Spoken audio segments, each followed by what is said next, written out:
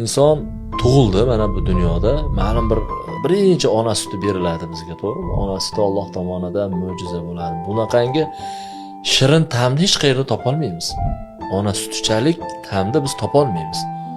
Bitta savolda mana, hurmatli kuzatuvchilar, shuni ta'mini ming katta bo'lib ovqat yesangiz ham bunaqangi ta'm yo'q. Demak, keyin ona qo'lidan yerga o'tamiz, to'g'rimi? Embalaymiz. Yiqilamiz, qashqa bo'lamiz, hayot zarbalarini birinchi qadamini olamiz.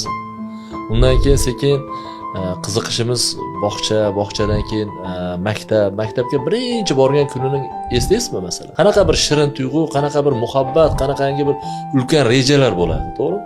Keyin ma'lum bir darajada hattoki maktabdan ham zerikasiz.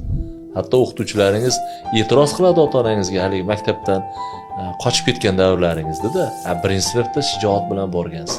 Universitetda ham shu bo'ladi. Birinchi mandat ko'rgan lahzangiz qanaqa qiziqarli bo'ladi va ma'lum bir muddatdan keyin soviysiz. Insoniyatda shunaqangi bir moslashuv borda, o'zida yo'q narsani dast avval juda ham bir muhabbat bilan, qiziqish bilan qabul qilib oladi.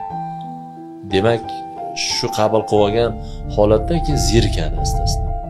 Demak, biz har qanday ishni boshlashini ham, ma'lum bir darajada oxirini ham shunaqa muhabbat bilan harakatlanishimiz kerak. Shunaqa muhabbat va shunaqa mehr, shunaqa qiziqish bilan harakatlantira olishimiz kerak edi.